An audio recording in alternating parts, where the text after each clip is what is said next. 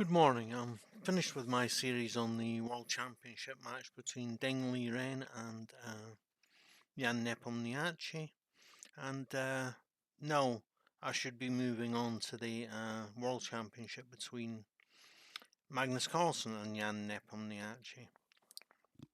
But since the first game, which was game number 6, the massive 137 mover, I've been on night shift. I'm staying awake all day so that I can go over to being awake on days. I can't see honestly that I could make an accurate record of those 137 moves and then analyze it. So instead, I'm going to analyze 3 games which I played myself against the same player, 2100 player Tran Hoi Ho. Ella Atrude Tran Hoi Huang. You'll have to forgive my poor Vietnamese pronunciation. Anyway, we'll just look at this game, the most recent, which was from yesterday first. Okay, so add the white pieces, and I don't want to review the game. Okay, add the white pieces, and I played d4, he played d5, I played g3. My usual, at the moment anyway, my usual nonsense. He played b6. I'm not so sure about this because I get to play g2 straight away, and he plays b7 looking to challenge for the file, but of course I can play c4, and he can't take because the bishop is pinned, and that the pawn is pinned to the bishop, and that is always going to be the case. So he plays e6, and I play a3. So the bishop can't come here, so that I can then play the knight, because if he ever gets out of this business, I want to be able to recapture the pawn. I'm in danger of losing that pawn. Pins can often backfire on you, and I have to make sure that it doesn't backfire on me here. So he plays knight to f6, and I play knight to d2 to cover the c4 pawn. I would really like to have played bishop to g5, but then he plays h6. And maybe I should have just accepted that I was going to lose that bishop, but I didn't want to play bishop to g5. I hadn't planned to take the knight, and if I play bishop to g5, he plays h6, and I can't really take the knight, and the only place I can come back to is c1. So I think, well, I'm not getting the bishop out yet anyway, so I might as well just accept that fact. He plays c5, and I think this leads him to some trouble. I just support the pawn. And now he plays knight to c6, so that he might be in a position to take the pawn here because the bishop is no longer exposed. But I take the d pawn, or c pawn, and he takes back with the bishop. This is giving himself an isolated pawn. But I chase the bishop away first to gain some space on the king side. And now if I want to, I can play b5, chase the knight away, and then this pawn is still pinned. And that's exactly what I do. I chase the knight away, and he comes to attack this pawn, but it doesn't matter that he's attacking this pawn because he can't take it with the pawn, and if he takes it with the knight, then I'll take back with the knight, and he still can't take it with the pawn because the pawn is pinned to the bishop. So I come to a4, probably not the best, but it's a good way of defending the bishop, the pawn, one more time. He castles, and I fianchetto the bishop. So I am now going to get all my pieces nicely developed. And he plays to c7, and of course there's only one thing to do here. rook to c1. So I'm now threatening to take the pawn here and expose an attack on the king. He plays rook a to c8. That's sensible. There are a few things I could do here, but I defend the bishop. I defend the rook with the knight. Yeah. And he offers a trade of bishops, and I accept, because now I get to castle and a castle, and he comes out with the knight, and yeah, I wasn't really sure what I should do here, but I decided just to swap off. I was toying with the idea of playing f4, because obviously after he takes with a pawn, I can't play f4 because he would just take en passant. I think, okay, well, if he takes en passant, the bishop's still covering it, so it might work. But I'll play the knight so that I can play f4, and if he takes, I can take with the knight, but of course I have to cover the e-pawn first. And he plays his rook to d8, the open file makes sense. And I play to e1, threatening to play f5. Then he comes queen to c5. And I attack his queen. And he takes my knight, and I take his knight. And he plays a5. I really was in a great deal of doubt about this. But in the end, I played en passant because this pawn is hanging when he takes back with the bishop. And he takes back with the bishop. And I take with, and now I'm got 6 pawns against 5. And we've both got kind of ragged structures, but he can win this pawn back kind of thing. So, and he does. But I think, okay, well, I'll just get rid of the queens, and we've got 5 pawns against 5, and it's a fairly even end game. And yeah, and it should be a fairly even end game. But I get, when he plays the bishop here, this gives me some opportunity, because now he has to take, and when I take, he's now got 2 isolated pawns, and I'm first to the file with his isolated pawn on it. I think he might have been better going after this pawn. But then I take this, and he can't take the pawn because it would be threatening mate, and then I would be able to come to b5, defend my pawn and threaten his. So yeah, that doesn't work. So probably rook to d1. Rook to d8 was best. I blockade the pawn. I shouldn't have blockaded. I should have just played pawn to e4 immediately, whilst he couldn't take advantage of the pin. But I pushed past, and yeah, he's gonna try and attack, and yeah, I think it might be okay to play g4 here and chase the king, but I can't. I'm not in a position yet to play f5, and I don't want to be doing that before I'm in a position to play f5. So I just strengthen things a little, and he plays g takes f4. I could then have played g4 check, but then he comes to h5 g5, and I don't get in anyway. So, but now all these pawns are isolated. Only 2 of my pawns are isolated, and this should give me a chance. I don't know why he's doing this. I honestly do not know why he's doing this, because you know he can't get the pawn back in this way. So now I've got a passed pawn, and I take that, of course, and I dither about a bit actually here.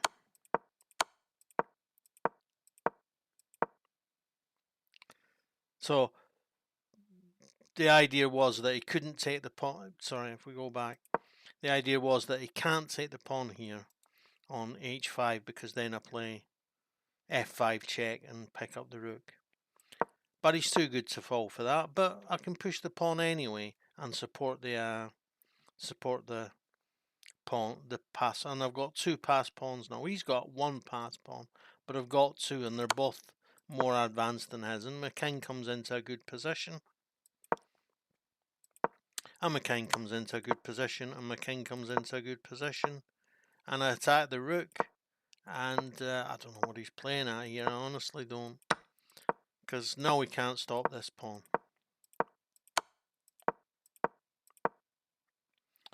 And so I get a new queen, and the rest is just mopping up. But I do it in a really nice way. I come over to the pawn before doing anything, and when he comes, I take it, and of course, he can't stop me from queening. And I think he waits until I get a queen and then resigns. Oh, he run out of time. But actually, when he chased the queen all that way, it's mate next move, because his only move is here, and then I've got 1, 2, 3, 4 mates. So, yeah. No. Sorry, 1, 2, 3 mates. This and this aren't mates. So I've got 3 mates to choose from next move, but he ran out of time. Yeah, so, yeah. That was game number 1.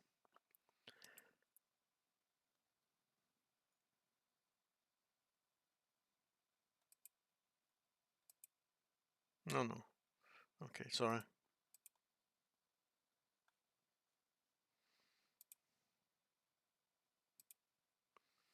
So, that was how I won the game yesterday. A real mammoth 72 mover. Now, the first game we played,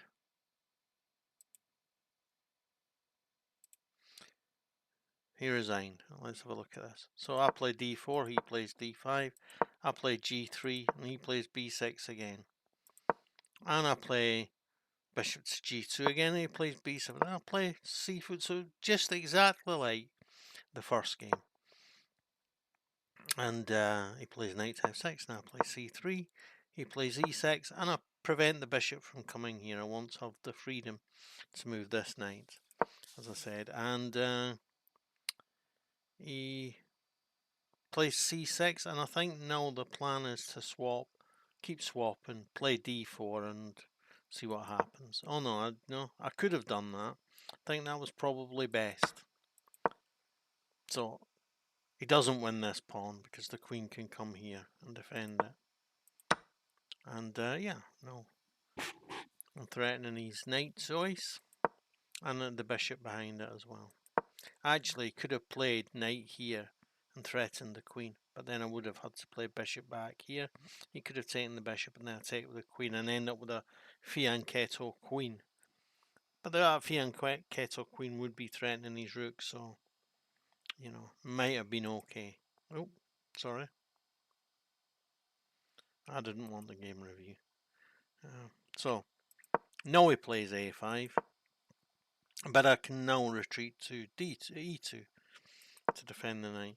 And he threatens the rook and the bishop, and force him off. And now knight here will gang up nicely on that pawn. So he plays c5 so that I can't gang up nicely on that pawn. But I begin ganging up nicely on his queen. Of course, now he's got to keep defending the bishop, which means I'll come in here, and he's still got to keep defending the bishop.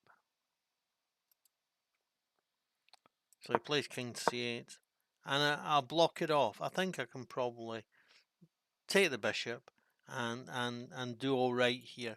But he's in that, you know, he's got that many problems.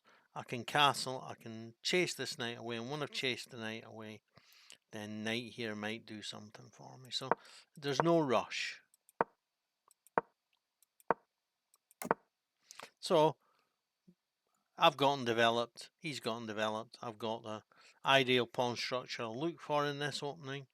This pawn's pinned. Yeah, this bishop is under threat, and I might be able to play b5 next. He plays h5, he wants to attack my structure. Fair enough. The knight comes over to defend the structure, and it also makes it so that the queen and rook are a battery. He attacks my structure and take the pawn. Yeah, that was his big mistake. He pushes the pawn, but he should just take the pawn back here, and I accept the swap off, and that I get a slightly better position than him. Should just, do that. But he pushes the pawn to attack the queen, but then I take the queen on h4, and he takes the bishop on c5, and it's undefended. Or, it's attacked twice, undefended. So he resigns. So, only 24 moves then. And yeah, piece up. A blunder from my opponent. Okay, so now we'll look at the first game. Played on the same day, October the 5th, probably at the same time. He might well have asked for a rematch. In which case, it's quite possible that he was tilted. Yeah, it looks like it might be a rematch because I had white before and I've got black now. So he plays d4 and I play c5, the old Benoni. And he takes and I play e5. You can play e6.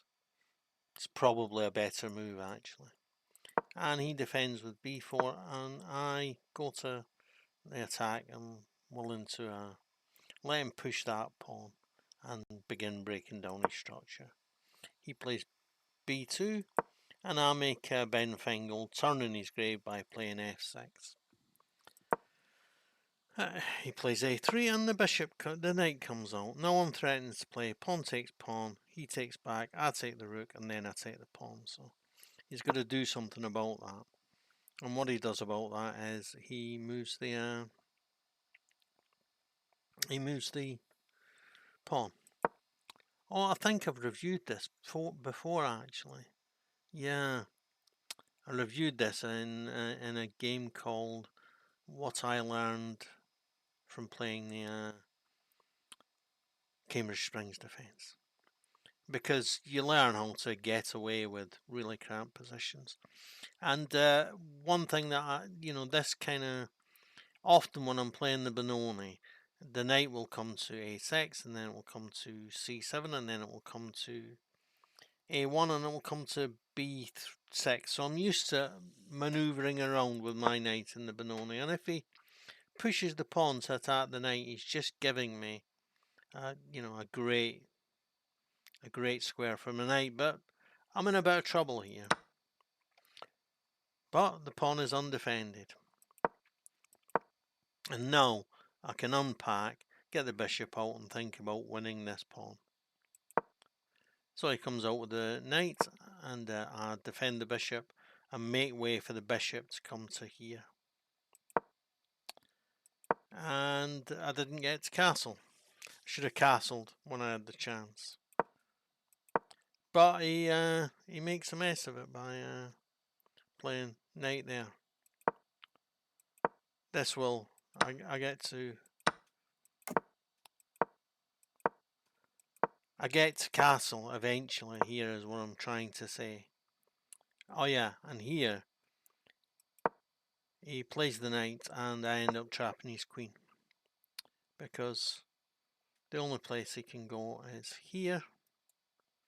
And then I push the pawn.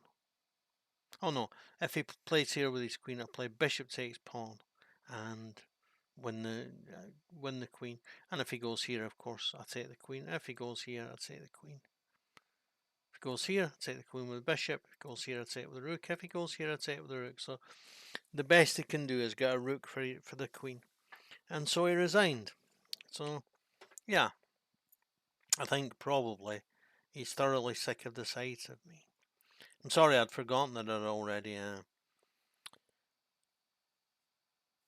reviewed this game. But what I wanted to be looking at is how I have managed to beat a player who's rated so much more highly than me. The highest I've ever been rated is about 2008, so he's 100 points ahead of my highest ever rating. So he's a better player. So how do you beat a better player? Well, if we look at the 3 games again, we'll see that the accuracy was 83.5, 79, 78, 73, and 78 really. So 74 really. So, you know, that's a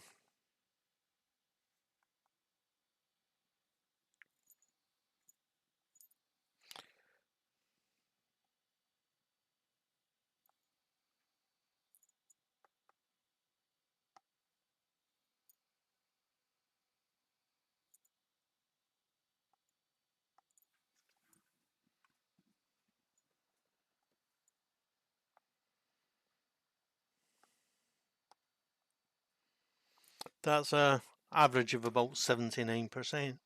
So 79% accuracy, even for a player of 2100. 79% accuracy, and and the thing is, I have played unusual chess in each of these 3 games. So 79% accuracy. Unusual games can be enough to take down even the best players. We don't have to be 100% accurate. We're never going to get 100% accuracy, and we shouldn't. We're not machines. But, we can aim for 75-80%. And if we play 75-80% in positions which we know fairly well, but which are unusual, it can be enough, especially when you're playing just 10 minutes. It isn't a great deal of time to work out all the complications of this position. This is the Tal thing of taking your opponent into a deep dark forest where the way out is only wide enough for 1 and 2 plus 2 is equal to 5. Yeah. So don't forget to like, share, subscribe, comment, and share my videos. Thanks. Bye.